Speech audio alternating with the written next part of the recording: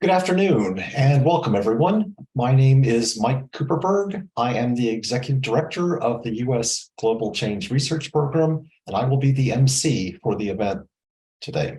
Thank you very much for joining. It's my honor to begin by introducing Dr. Jane Lubchenco, Deputy Director for Climate Environment at the White House Office of Science and Technology Policy. Jane, the floor is yours. Thank you, Mike. Good afternoon, good morning, and welcome everyone. I'm so excited for our time together today. Not only do we have a fabulous set of speakers, but our topic could not be more timely, relevant, and important. So let's get right to it.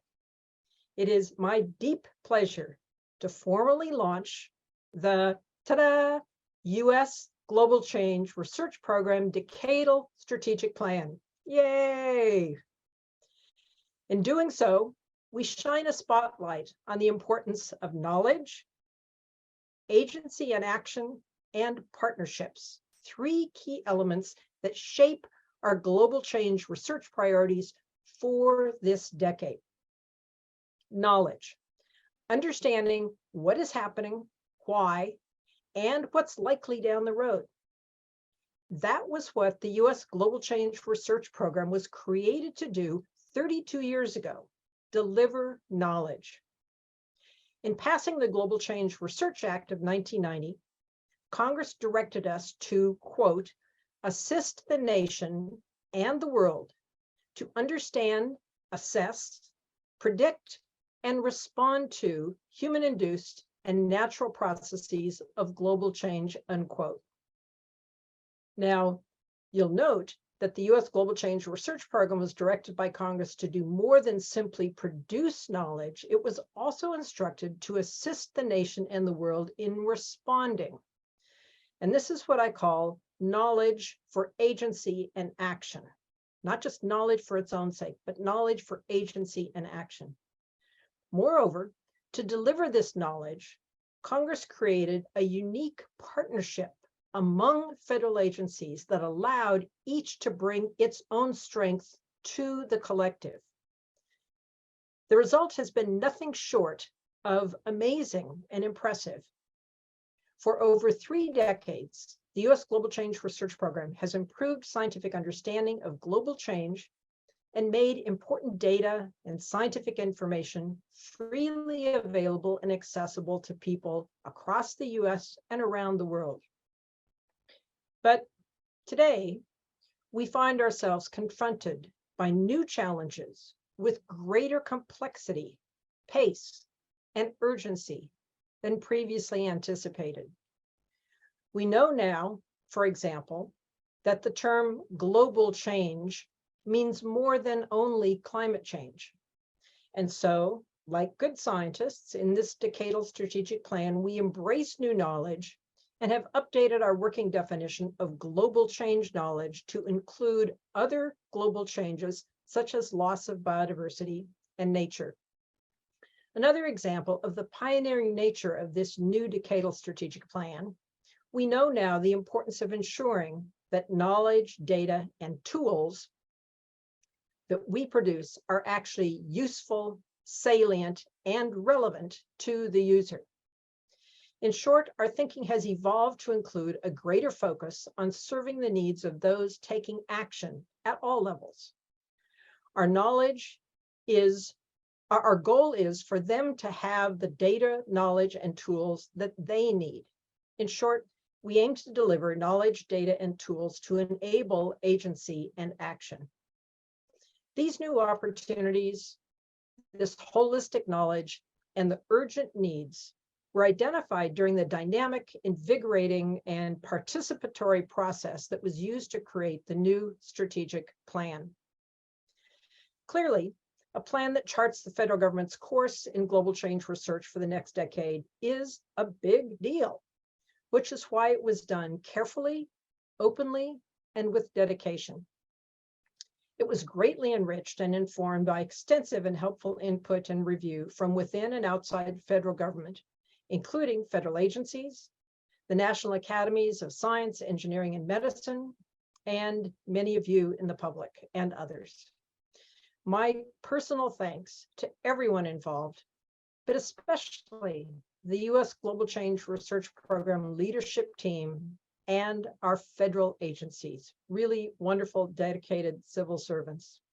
As you'll hear shortly, the plan is structured around 4 pillars: advancing science, engaging the nation, informing decisions, and collaborating internationally. You'll hear more about each shortly. One reason I'm excited about our program today is that it emphasizes the importance of partnerships. We know that advancing global change research and sharing science-based information broadly must be done through partnerships using broad and inclusive approach. We intend to work with state, local, tribal, territorial governments, universities, NGOs, the private sector, international partners, and individuals to do just that. I am thrilled to be joined today by some of the leading experts in global change science and those who are applying climate information to societal decision-making. We'll hear their thoughts about opportunities that U.S. Global Change Research Program's new strategic plan presents for advancing our knowledge on global change and informing our nation's and the world's response. Now, it's my hope that each of you here today will find a way to put some aspect of the 10-year strategic plan into action in your own life or work. Global changes are all around us. Each of us has a role to play. This decadal strategic plan is intended to serve each of you as well as involve each of you in its implementation. So I thank you all for being part of today's important conversation. I trust that you will find today's discussion informative and invigorating. More importantly, I hope this discussion inspires you to get involved and to take action if you are not already. With our renewed energy and focus on knowledge, action, agency, and partnership, this new U.S. Global Change Research Program Decadal Strategic Plan is ripe for action. I'm so pleased and proud to have launched this. And now it's my pleasure to turn things over to Dr. Wayne Higgins. Dr. Higgins is with the National Oceanic and Atmospheric Administration, and he is the chair of the Subcommittee on Global Change Research, the interagency committee that oversees U.S. Global Change Research Program.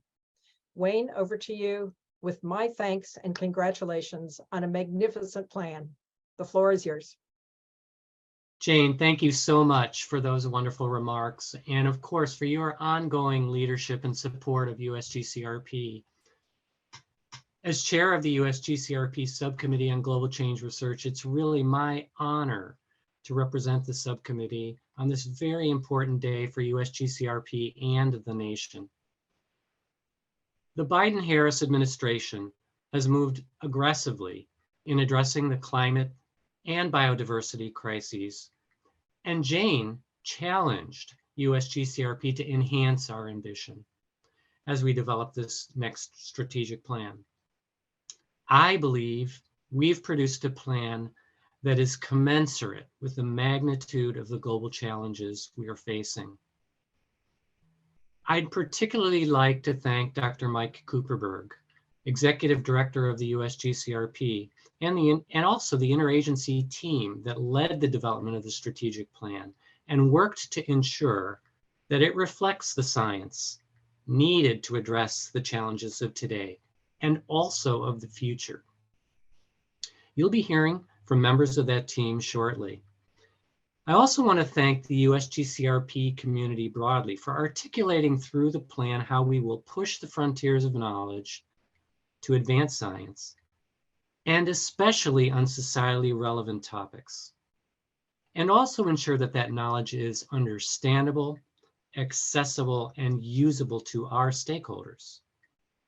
Now, producing an ambitious plan commensurate with the challenges at hand is an important first step, of course, but I want to underscore that now is the time to implement it with agility and foresight. And I look forward to working with the USGCRP community our partners, and you all to make sure that that happens.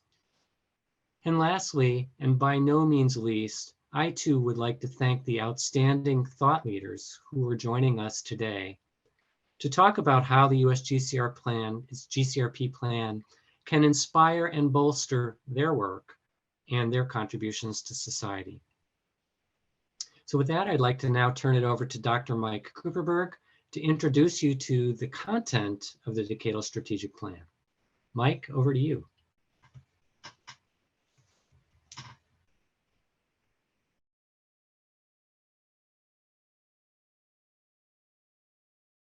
Mike, you're on mute. Thank you. Wayne, thank you very much. Jane, thank you very much. I'd like to provide a very brief summary of the U.S. Global Change Research Program, walk you through how we got to where we are today with this plan. USGCRP was created, as Jane mentioned, in 1990 by the Global Change Research Act, which directed us to assist the nation and the world. And I'll requote Jane here: to understand, assess, predict, and respond to human and natural processes of global change. We're pleased to be in that position today. USGCRP consists of a series of 13 agencies. You see their logos represented here. And it's important to understand that when I talk about USGCRP, I'm talking about the collective efforts and activities of those 13 agencies as coordinated through this program. Among the requirements of the GCRA is the development and update of a 10-year strategic plan. We're announcing that plan today, which lays the foundation for coordinated global change research across the federal government from now until 2031. We encourage you to check out our website. The link is here, where you can view the new plan, sign up for our newsletter, and learn about opportunities to engage with USGCRP. The 10-year strategic plan we're releasing today is a result of nearly 20 months of consultation, drafting, revising, consulting, revising again, reviewing, all taking place both within and outside of the government. Inside of government, there were many meetings of the writing team, of the Subcommittee on Global Change Research. Of the 13 agencies, we listened among all of them to hear what they were thinking and develop drafts of what an initial plan would look like. Outside of government, we attended 5 public listening sessions that were organized for us by the National Academies of Science, Engineering, and Medicine. We held 2 public comment periods through Federal Register notices. We held town halls at scientific society meetings in 2021 and 22. And the National Academies provided a formal 75-page review of our draft strategic plan. We listened carefully to all of this input, we responded, and the plan that we're presenting today to you is much better as a result of all of this external input. I convey this to illustrate the effort that was involved in making sure this plan responded to national needs while aligning with agency priorities.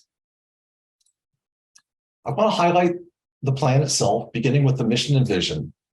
These 47 words are the result of an amazing number of hours of discussion and negotiation among the agencies, and were informed by public comment and input.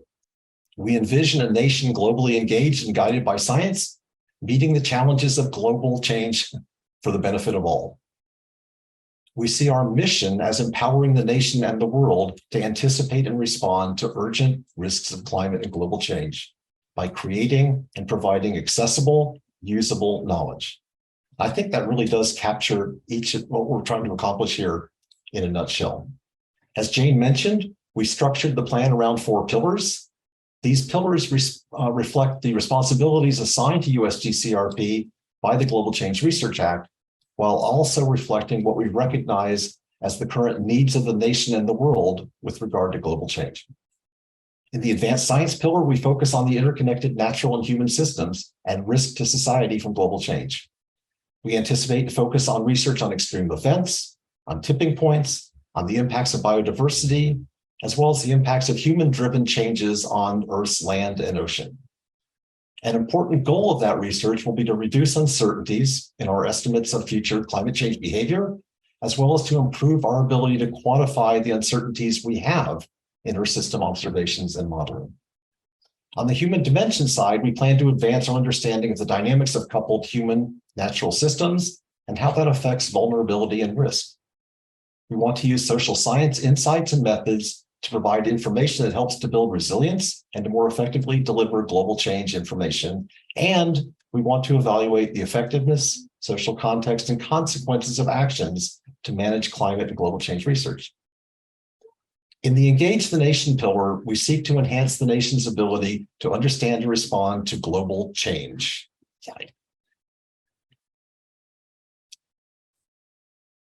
My apologies.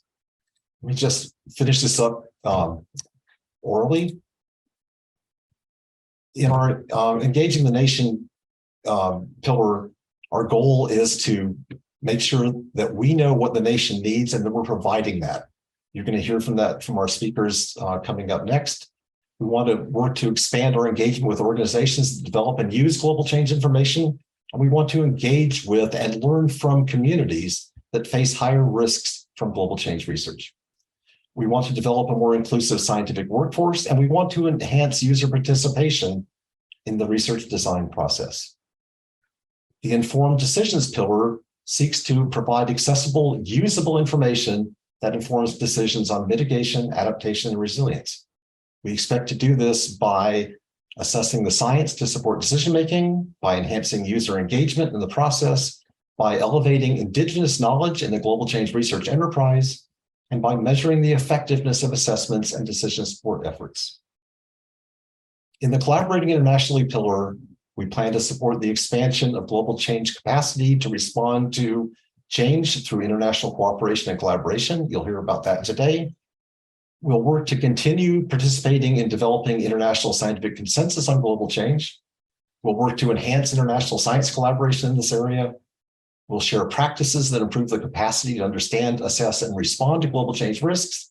And we'll provide relevant observations, science, and information to support international policymaking. All of this in one integrated system, as illustrated by this graphic. With that brief summary of USGCRP and our strategic plan, I'd like to turn to our speakers today and introduce them pillar by pillar, beginning with pillar number 1, advancing science. I'm pleased to introduce Dr. Andy Miller. Andy is with the U.S. Environmental Protection Agency's Office of Research and Development, where he's Associate Director for Climate Research. Andy is EPA's longstanding representative to the Subcommittee on Global Change Research. And Andy led the co-development of the Advancing Science pillar of this new plan, along with Richard Ekman of the National Aeronautics and Space Administration. Andy will be interviewing Dr. Margaret Torn. Margaret is a senior scientist at the Department of Energy's Lawrence Berkeley National Laboratory, where she leads research on global carbon cycle and ecosystem climate feedbacks. She's an active field scientist and leads the AmeriFlux network that coordinates more than 400 sites across the Americas to better understand carbon budgets from the living world. Margaret is also an adjunct professor at the University of California at Berkeley, where she advises students on topics ranging from creative composting to the co-production of knowledge about climate change impacts. Andy, the floor is yours. Thank you, Mike. And welcome to Dr. Margaret Torn. It's a privilege to have you with us here today to provide your thoughts on how the plan's first pillar supports advancing global change science. Margaret, thank you for joining us. And let's start at the top with global change. As Jane mentioned, global change is just one of the global scale changes we are experiencing.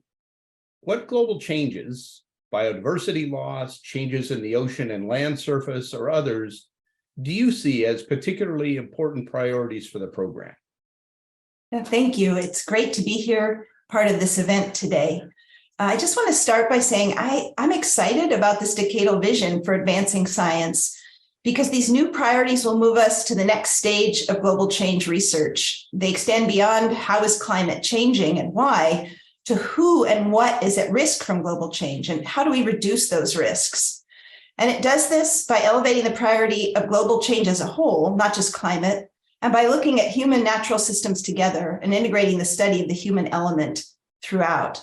Okay, so for your question about priorities for global change, I think the answer is yes and.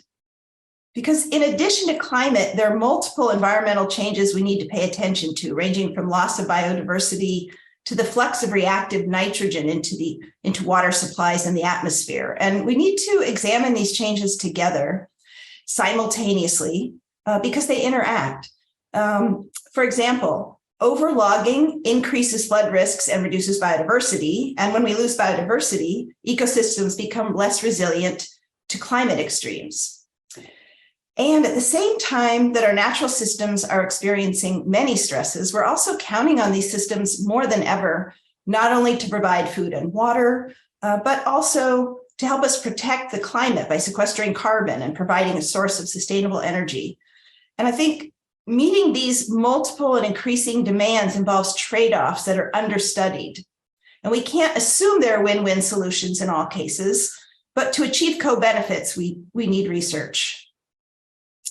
And now this plan calls for research to build resilience and inform responses. And I think two very important parts of that research agenda are understanding what I call regeneration and coexistence. We need to understand the trajectory of regeneration after disturbance or intensive land use, and to know much more about restoration and enhancing resilience. By coexistence, I mean we need to learn how to balance different demands on natural resources and manage those trade-offs. Thank you, Margaret. You mentioned several times, if not directly, certainly referred to the complexity of how human systems and Earth systems might interact. And that says that there may be risks that we cannot predict, but we really can't ignore. Are there tipping points in these systems and these interacting systems that keep you awake at night? Yes, of course. We worry about loss of major ice shelves and massive sea level rise. But I'm also quite concerned about the potential collapse of food webs, especially in the ocean, which people around the world depend on for protein and livelihoods. So I see in this plan, and I'm glad that it recognizes the need for more research. In this case, how to protect and even expand fisheries and other ocean resources in the face of warming waters, coastal runoff, and other stresses. But I think more generally, you brought up the point about how hard it is to predict what will come in the future. And I think we do need science to help us anticipate changes in ecosystem functioning in a changing world and how to protect and restore them. I mean, for example, how can we best harness natural processes like using trees to cool cities or wetlands to buffer hurricanes? And these are fairly new areas for fundamental research. Another thing I worry about is that global change causes compounding hazards.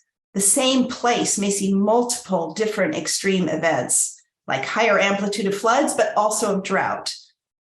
We see wildfires are followed by landslides. Unfortunately, in many places, people with the fewest resources are disproportionately affected by these compound hazards because of where they live or just the vulnerability of their living situation. So, I mean, just think about the terrible heat waves and flooding that hit South Asia this past summer. In the US, it's the same people who live in wildfire risk zones also have higher exposure to heat waves and air pollution. And it's complex, as you say. Because climate is changing, we can't predict extremes, such as frequency of floods or height of storm surges, based on past observations and statistics alone. I mean, we're at a place where I think we cannot rely on the past alone to predict the future.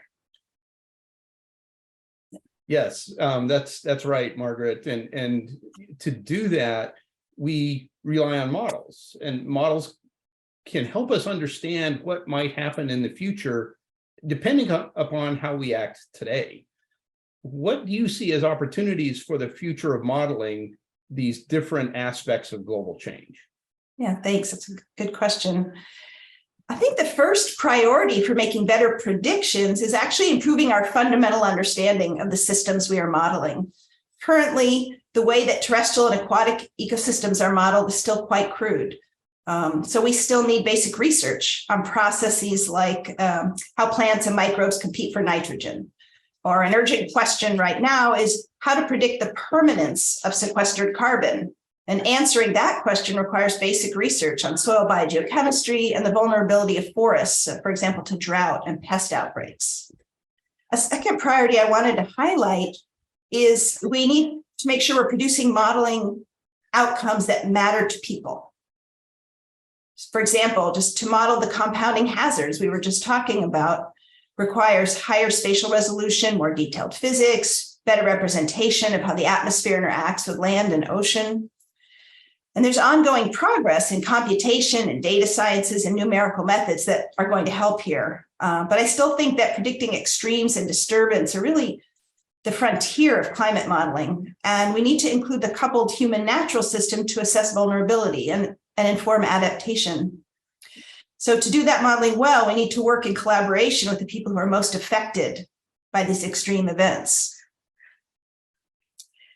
I think wildfire is a good example of why we need to focus on modeling human and natural systems together. Currently, models of wildfire, which we rely on to assess fire danger, to deploy firefighting resources, to plan fuel management, these have separate, well-characterized fuel types for grasses, for shrubs, for forests, but they don't include buildings. And there are separately, we have models for individual built structures over here in separate models. But if we've learned one thing in the past 10 years in the Western US, we know that natural fuels and built fuels are all burning in large fires across the landscape and sort of feeding each other. And this kind of coupling needs to be reflected in our models of global change. We also need to do better at decadal scale prediction, which means predicting climate events at the time scale of human action and policy. Thank you, Margaret. You've mentioned the need in several of your comments here, the need to connect human systems and natural systems. And that really recognizes that global change is about much more than just what's happening in the atmosphere, the ocean, or on the land surface. It's really about people. So what do you see in the plan that will help us better integrate social sciences into our research so that we can develop better responses to climate change and understand these interactions better? Yeah, that hits it on the head. I really think that this is one of the most important and exciting parts of the advancing science pillar, is that the plan recognizes that studying human natural systems calls for expertise in the human element, that we need to integrate social science expertise beyond economics at all stages of global change research. We need social science to help us ask the right questions in the first place, to design appropriate studies, and to make sense of the results and translate them to different audiences. So if it's all right, I'd like to give an example about temperature. When the science question was only how is global climate changing, we wanted temperature measurement stations as far from cities and human influences as possible. But now that we recognize the need and the priority to understand how warming and heat waves are affecting people, we have a data desert. We don't know the temperatures experienced by people in their homes, or where they work, where they go to school.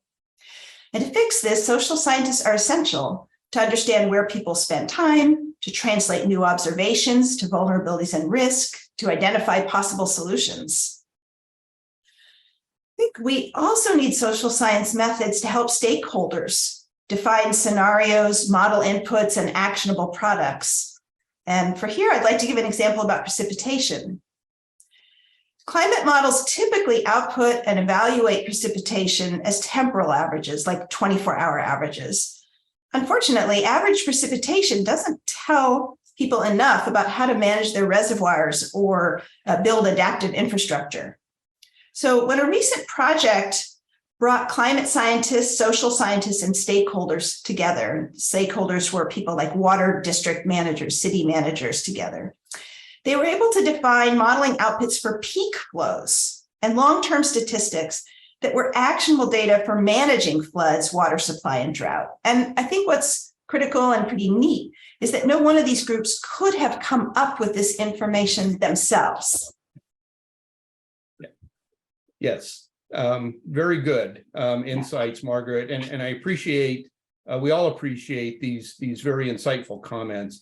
We have about a minute left, and so I'll just open it to you. to ask your own questions. Do you have concluding thoughts on advancing global change science that you would like to share with us today? Yeah, I appreciate very much that this plan shifts our focus from if global change is happening and to how we respond to it, and the opportunities it presents for how we conduct science and who is involved and what our goals are. But I guess as I have this platform to U.S. Global Change Research Plan, I'll say that I think one of the challenges will be breaking down barriers and boundaries. So breaking down boundaries between agencies, between disciplines, and between who is historically inside and outside the production of knowledge about global change. And the US GCRP has a special position from which to create incentives for agencies to work together and to engage and train people with different perspectives to work on global change. So advancing science will be about spanning boundaries and working together. Thank you again, Margaret. Mike, it's back to you. Thank you, Andy and Margaret. That was a fascinating glimpse into the future of global change research. Next up is pillar number 2 of our plan, engaging the nation. And I'm pleased to introduce Dr. Meg Walsh. Meg is a senior scientist in the U.S. Department of Agriculture, focusing on a wide array of topics at the nexus of climate change and food security. Meg has been a longstanding representative from USDA to USGCRP and sits on our interagency leadership team for the National Climate Assessment. Meg led the development of the Engaging the Nation pillar of the new strategic plan and will be interviewing Dr. Katharine Hayhoe. Katharine is an accomplished atmospheric scientist who studies climate change and why it matters to us here and now. Katharine holds an endowed chair at Texas Tech University and is the chief scientist for the Nature Conservancy. Katharine has served as a lead author on the 2nd, 3rd, and 4th National Climate Assessments. She hosts and produces numerous online programs and serves on advisory committees for a broad range of organizations. Katharine is also a remarkable communicator, as I'm sure you'll agree. Meg, the floor is yours.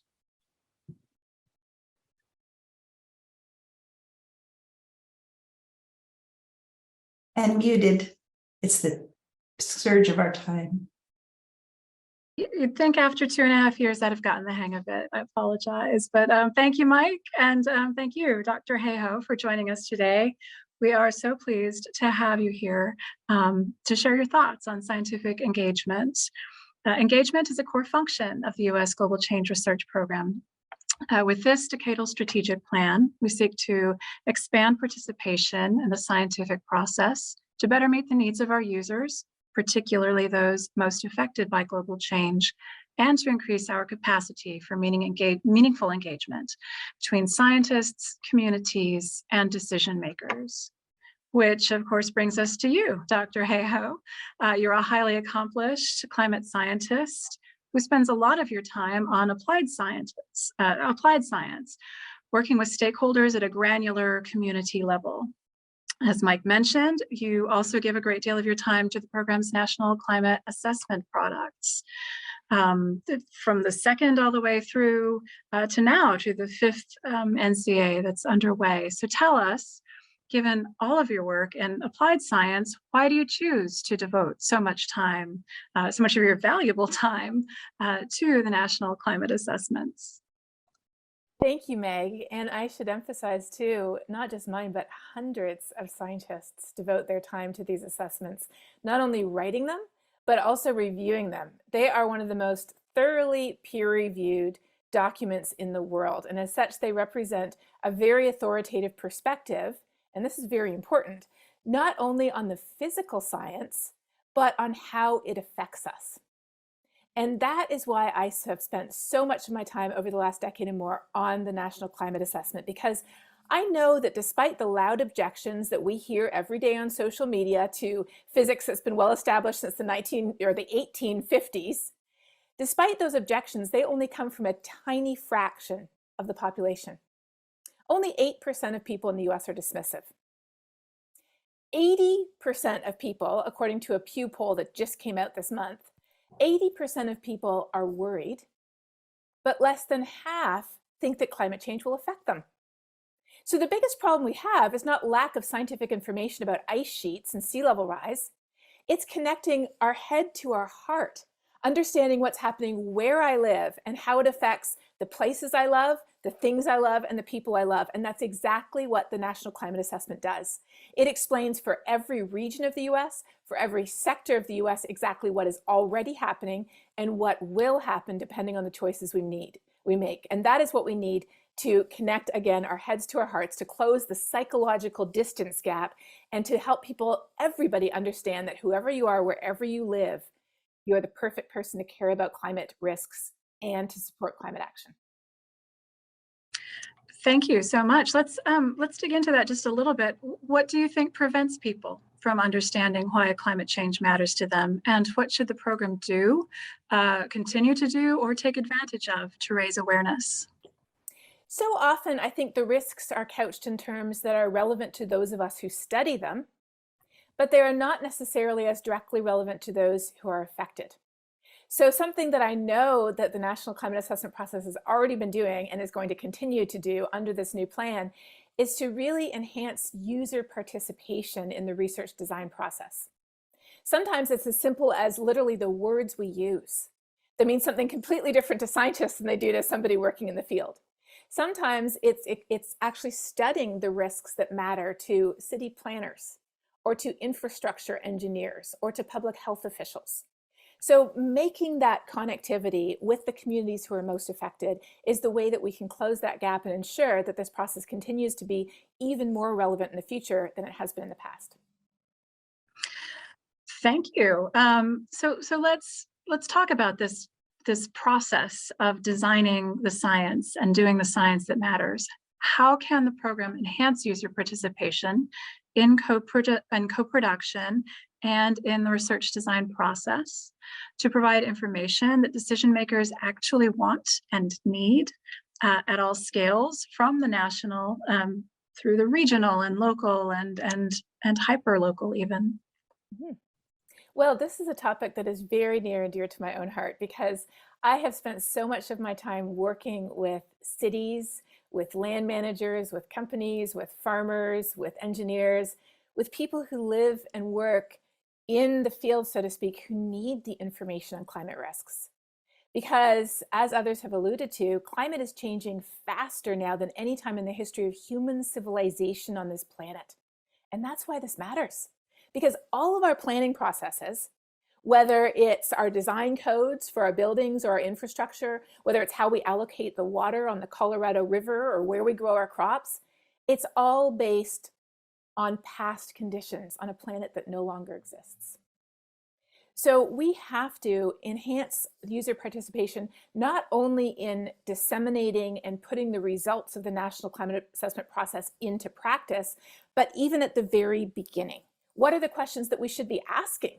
They are the ones who can inform that. And that is something I think that is a new perspective that I'm looking forward to in the next decade. NCA 3 was the first one where there was actually a very coordinated effort to go out into communities and spread the information on the risks that people actually face in the city of Houston or in the cornfields of Iowa.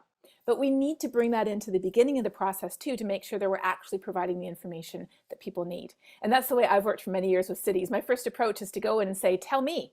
I'm not here to tell you, you tell me. What has hit you? Have you had storms or floods or heat or hurricanes? What has hit you? How did it impact you? And what are you worried about for the future? And believe me, when you ask people what they're worried about today, everybody has an answer to that. Such an important point. Thank you so much. Let's talk a little bit about assessments. The U.S. Global Change Research Program's most visible products are assessments, the National Climate Assessments and Sustained Assessment products, such as the Special Report Series. How could the U.S. GCRP better engage the nation so that future assessments suit the needs of the United States?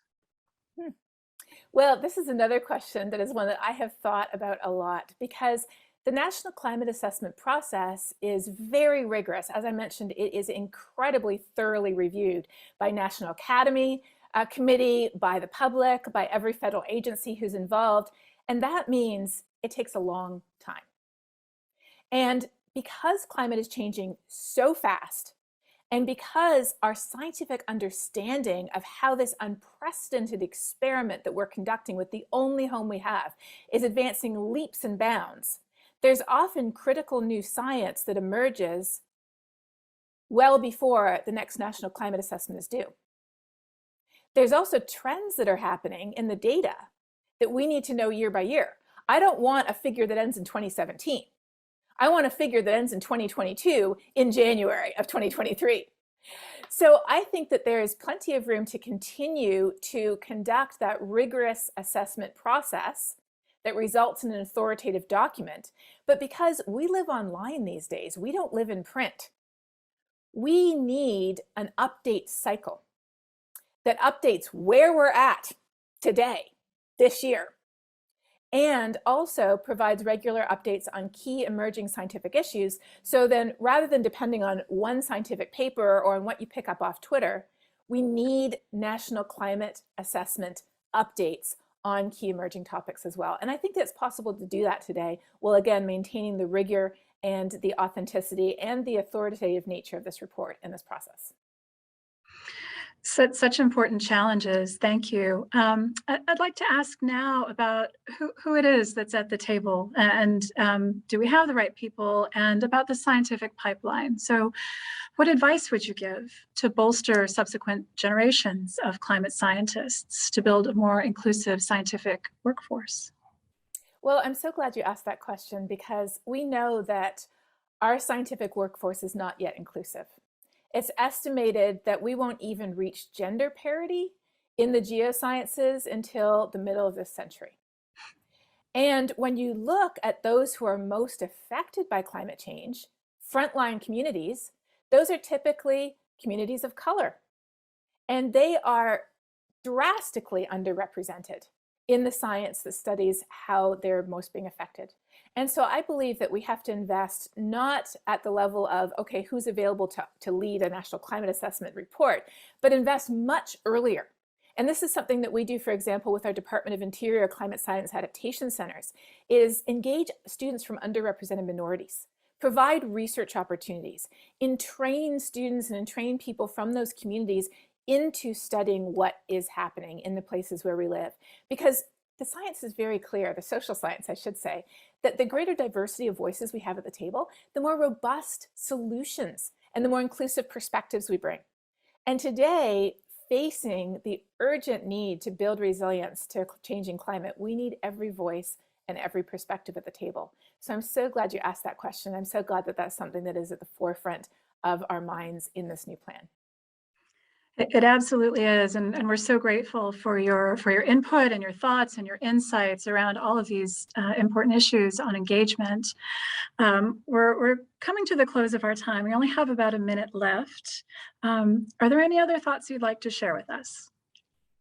Well, in thousands of conversations that I've had with people all across the country, I am now convinced, especially given the mounting litany of disasters that we have seen every year, that every single person already has a reason to care about climate change and to support climate action.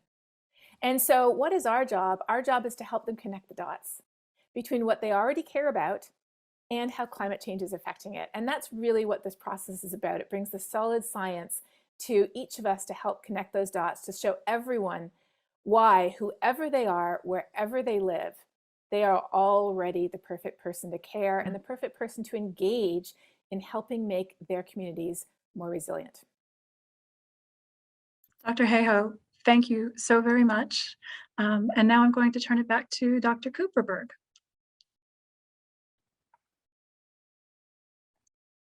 who is muted. Thank you. Thank you, Meg. Thank you, Catherine. You've described a fascinating opportunity for USGCRP to truly engage the nation. Moving on to pillar 3 of our plan, informing decisions, I'm pleased to introduce Ben D'Angelo. Ben is the Deputy Director of the National Oceanographic and Atmospheric Administration's Climate Program Office and is NOAA's representative to the Subcommittee on Global Change Research. Ben previously served as the Deputy Director here at USGCRP. He led the development of the Informing Decisions pillar for the new strategic plan, and he'll be interviewing Mr. James Ratling-Leaf. James is a member of South Dakota's Rosebud Sioux Tribe and works as a research associate at the Cooperative Institute for Research in Environmental Sciences at the University of Colorado Boulder. He's also a co-principal investigator at the North Central Climate Adaptation Science Center. He specializes in developing programs that utilize the interface between Indigenous peoples' traditional knowledge and Western science. He has over 25 years experience serving as a cross-cultural broker and resource to the federal government, to higher education, institutions, and other nonprofits. Ben, the floor is yours. Mike, thank you very much. And James, thank you for being here. James, it's good to see you. So I have 4 questions I have in mind I'd like for you. So let me just jump right in. So this strategic plan that we're releasing today, it does elevate the importance of Indigenous knowledge in global change research enterprise. So in what ways do you think the program and its agencies can better engage with Indigenous knowledge holders? And what unique insights do you think we can gain by doing so? Well, thank you, Ben. It's good to see you again, my friend. And also, I want to acknowledge where I'm coming from here today. I'm coming from the homelands in the Haudenosaunee here today. And also, let me greet you all in the Lakota language to say, "How midakiapi, chante weste nape juzapalo, James Rallingleaf, imachiapi, nasi chango Lakota oyate." I bring you greetings again from my heart with a handshake. I'm known as James Rallingleaf. And as Ben mentioned, I'm a member of the Rosebud Sioux Tribe. And it's a great question to talk about. And let me begin by saying that, well, what a week for tribal nations this last week. We had the White House Tribal Summit. And in that summit, there was a number of announcements. And I know that it's important for audience, I think, to understand and to hear again that there was some tremendous progress made in working with tribal nations and their Indigenous knowledge. I think these are all relevant to the question you have in terms of these unified tribal consultation practices by our federal agencies. We need to do that. We also was announced that new federal agencies have some updated tribal consultation practices. We know that there's a best practice document now for how to work with tribal treaties and self-governance work in terms of how to work with tribal nations. We also heard about co-management and co-stewardship, the importance of working with the federal agencies and tribes to manage federal lands. And finally, it's like this new guidance on traditional knowledge. In my lifetime, I would never have thought I would see this. I'm 59 years old, and I know I don't look like it, but I'm 59 years old. And to see the federal agencies actually have a beginning of a policy to include and to better understand traditional knowledge and how we all work with it as a federal government, universities, and tribal nations. So to me, when I hear that question, it means that's great progress, that more and more people are involved in understanding what TEK is and how we apply it. I saw this question one time and it said, yes, but how? Yes, but how? Traditional knowledge is important, but how are we going to work with it? And I think that today, through these new announcements, I'm hoping that the USGSRP, the National Settlement, and I know they do, get behind these new policies and new memorandums so that when we work with tribal nations, we have a solid footing, we have solid policy, we have solid guidance, and also we have solid participation. James, thank you. We really do hope that this strategic plan and other things that the U.S. government is emphasizing on traditional knowledge, Indigenous engagement is really going to step it up in terms of real engagement. Next question, something that was also touched on with Catherine Hayhoe, diversity, equity, inclusion, justice, and accessibility, DAJA. It's very important for the scientific enterprise. And here too, conscious effort has been made to weave equity considerations into this new strategic plan. How can our program better serve communities that face higher risks from global change, yet have an inherently lower capacity to adapt? Well, that's another great question. I think we have to sort of change our thinking on this. I think when I hear that question as a tribal person working with tribal nations and such, it's not so much what we don't have, but what we can contribute. We need to turn that around. It's not that Native nations we're so disadvantaged, but what can we bring and what do we know? And I think that's key to this question, not to be seen as someone who lacks, but something who can give. And we know as stewards of this homeland for time immemorial, it's important that we change that. We understand that. We ask that question, why is that? Why aren't we having and those conversations with tribal nations at the highest level? I think it's important when we talk about DEJ and those things is that we recognize tribal sovereignty. Tribal sovereignty is an important part of this relationship between the federal government, including USGCRP, and how do we do that through partnerships? But also I think developing these principles. I think things like free, prior informed consent are really important to build the trust required to build these governance systems, to build agreements, and even decision making. What are those oversight activities that we can have? What are the mechanisms that we can put in place that allow these consultations, these agreements, these co-management and co-stewardship activities that's really going to advance tribal nations? Remember, when tribal nations are better, we're all better, because there is a historic connection between us and the federal government and this land. And I think in this time right now, we are approaching this important time of why we need tribal nations to be at the table, why we need equity and justice included in the conversations, and how we build those mechanisms for that we can have greater opportunities for tribal. That's what we're asking for, is opportunities. We're not asking for a handout. We're asking for opportunities, again, to take care of the things that we need to take care of, and to really continue to strengthen our responsibility to the land and to the people. Thank you, James. That really resonates with me. I think resonates with all of us who are part of the program, worked on this plan. Let me ask you about kind of evaluating ourselves. So the national academies who reviewed our strategic plan, they feel that there should be an evaluation component, that it should be central to the program. What do you think about this? And would you have any ideas on tangible benchmarks you would use to measure the effectiveness of our program, the effectiveness of what we're doing? Well, I appreciate Dr. Lemchenko's the KAP, the CAP. I call it CAP, knowledge, agency action, and partnerships. I think those are great things really to think about this lens about how we advance, for instance, tribal nations. You know, I get to be part of a new effort on the Rosebud Sioux Tribe. We're building a new climate center, and in that climate center, we have the vision to bring Western science and data along with traditional knowledge, Lakota traditional knowledge, which is my people. And we have an opportunity through some pretty good funding from the BIA to do this work. And when we think about that, when we think about the planning, and we're doing that right now, is that it's important, again, that we understand the outcomes that we want to achieve. For so long, you know, we've been things been put upon us as Indigenous people, like this is how you should do it, this is how you should do it, and this is why you should do it. I do think that evaluation outcomes are important, but also I think those are developed hand in hand with the stakeholders, with the partners like tribal nations. Let's not forget the 573 federally recognized tribes who are doing work, and again, the diversity of us. It's also important to recognize that we're not all the same. And sometimes we don't speak with one voice, but that's okay, because it tells me that we're on this pathway for self-determination, which is who we are as tribal people. We're coming out of an era where for so long we've been told what to do and how to do it.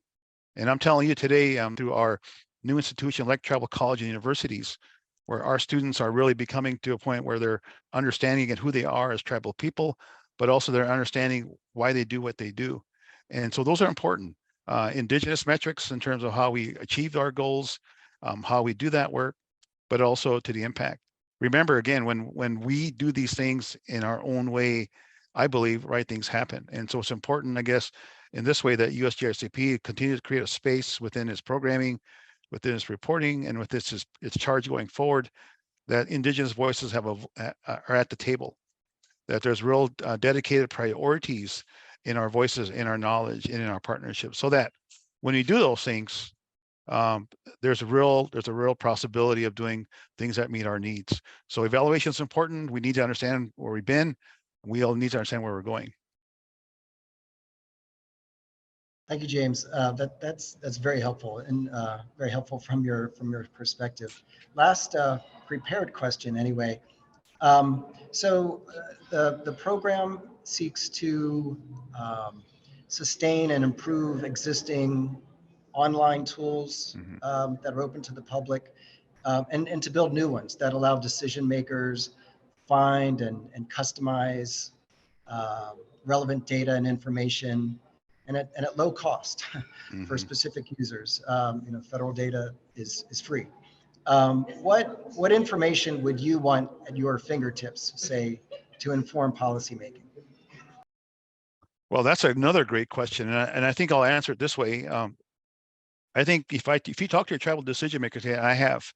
So I work with a lot of tribal council members, if you know what that is, and these are the legislative bodies of our governments, as tribal governments. And I ask them again, what do you think about climate change?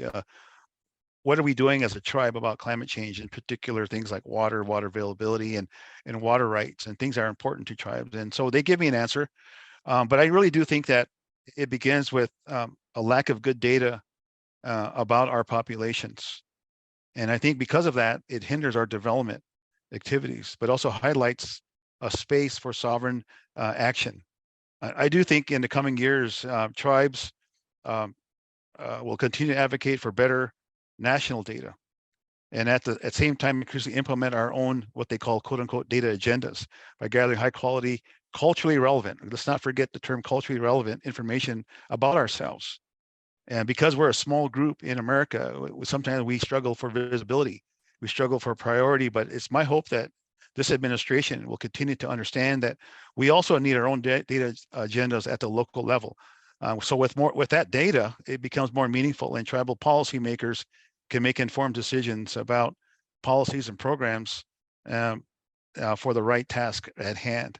So I think strategic data planning empowers our tribes to tell their community story using the story format about our data and not that of others. So I think it begins with understanding that tribes need to develop their own, again, I use the word data agenda at the local level. And then I think that what happens at the same time, there's a greater awareness and understanding of that, and how that connects to a national data platform or online platform. I just also want to put in a plug for a new work that I'm doing with the University of Colorado Boulder. It's called EASL, Environmental Science Data Innovation and Inclusion Lab. It's a 5-year, $22 million investment of a synthesis center. And I have the opportunity and the privilege to be part of the leadership team to include and work with tribal nations and tribal colleges and universities. And there again, we have this great vision again, a great strategy again, to work with tribal colleges and tribal students who are the next generation. So I really appreciate the economic piece of this work. Let's not forget that in Indian country, we still have and still need good jobs. We need something better. We need good careers so that our people can address these issues you're talking about, Ben, and the USGSRP. So as we empower and work with our tribal students, the future of our people, the 7th generation concept, we're always thinking ahead, looking forward. And so we look forward to this continued dialogue with USGSRP and how we create this platform, this collaborative platform for us to engage, ask the deep questions of our work, and to support and financially support this work, so that tribes are meaningfully consulted, meaningfully funded, and obviously meaningful, our knowledges are respected and protected and sustained in a good way. James, thank you so much. It's been great to hear from you. We really do hope our program can make a difference in empowering people, giving them tools, knowledge, information to make decisions, and be complementary with local knowledge, for that match. So James, it's really an honor talking to you, and I think we now have to hand it back over to Mike. Thank you.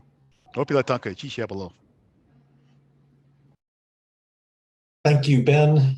Thank you, James.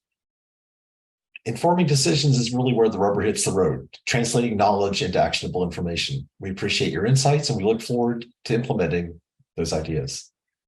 Our final pillar is collaborating internationally. This discussion will be led by Dr. Virginia Burkett. Virginia is the Chief Scientist for Climate and Land Use Change at the U.S. Geological Survey. She studies global change in low-lying coastal areas and has been an author on numerous international and domestic climate assessments. Virginia served as vice chair and chair of the SGCR for several years and led the development of the Collaborating Internationally pillar for this new strategic plan.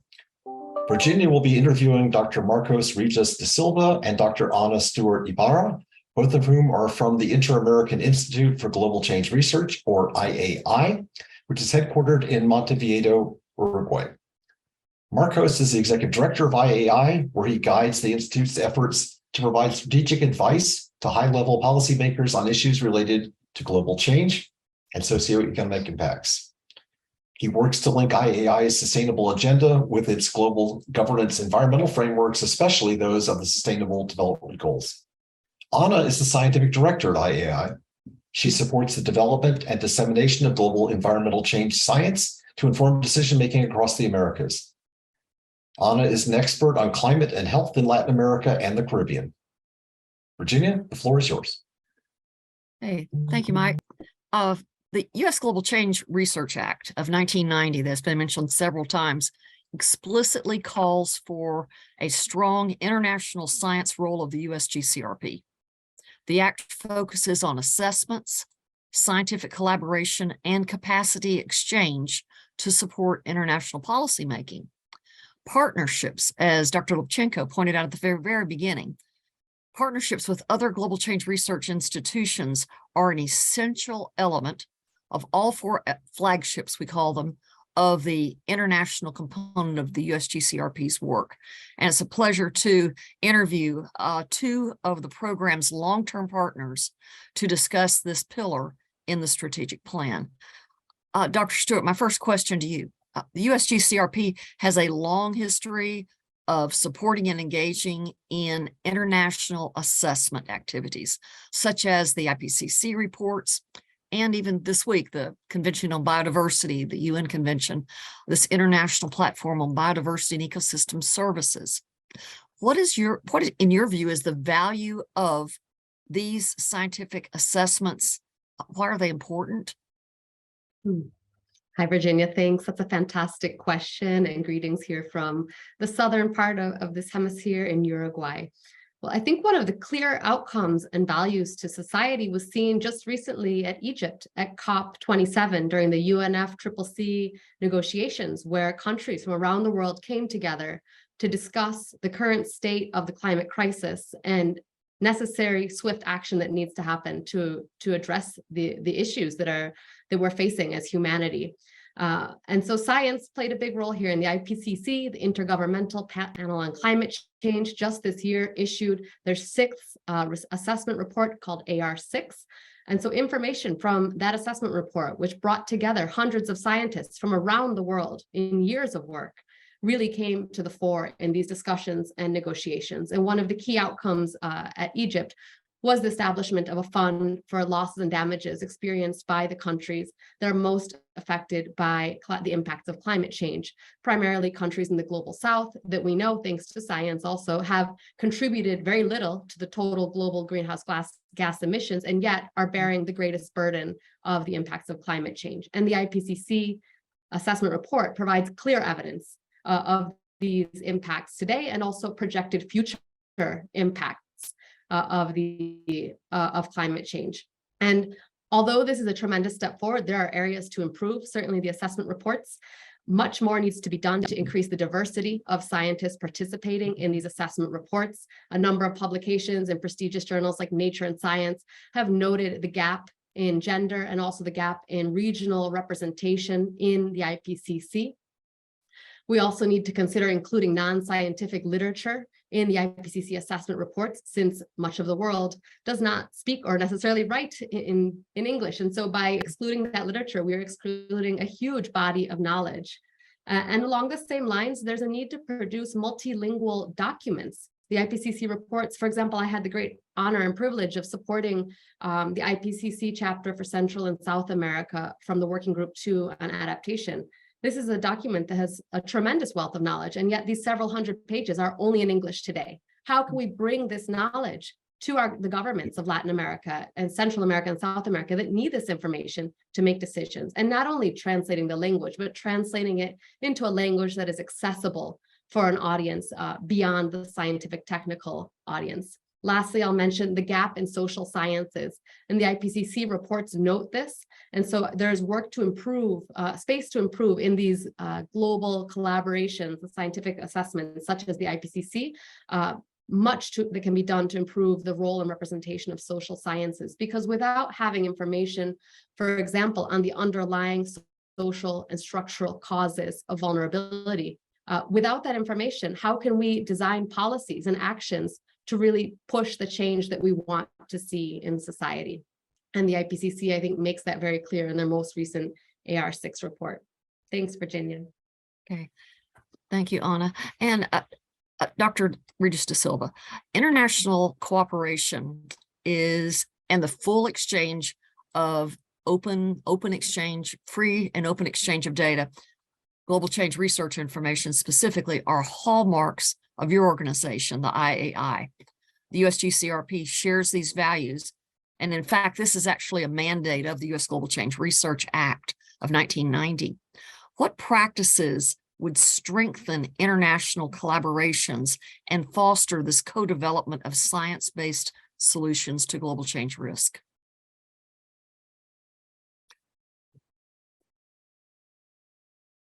Thank you, Virginia, and thank you for the invitation to participate in this panel. It's really a privilege for the II to be here.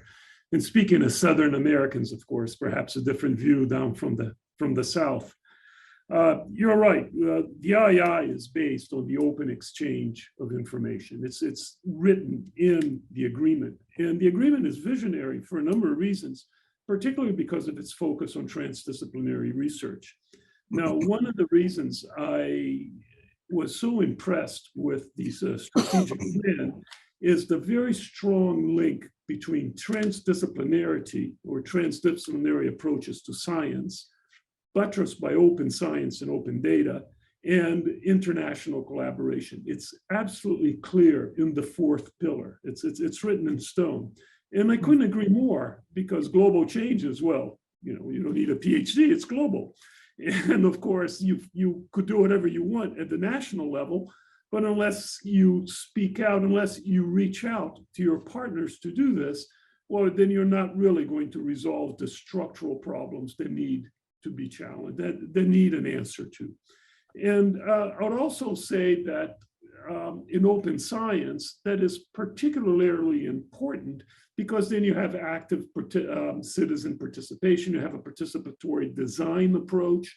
I heard James speak, I would say very passionately about indigenous knowledge, the impact, and also Catherine speaking about EDI issues that have to be taken into account. So all of these issues of transdisciplinarity, the need for capacity in the global South, particularly institutional capacity, buttressed by open science.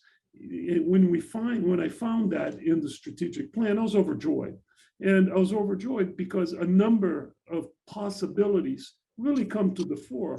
And then the next part of the plan then speaks of the frameworks that you can use to foster such collaboration, the assessments, but also I was very proud that you mentioned the Inter-American Institute. So the strength, I think, of the plan in this question is an understanding that transdisciplinarity based on open science requires international collaboration to be effective to meet the challenges of global change. Thank you. Anna, a question to you. What observations, science, and information do you feel are most important to inform international policymaking? Just can you summarize from your perspective?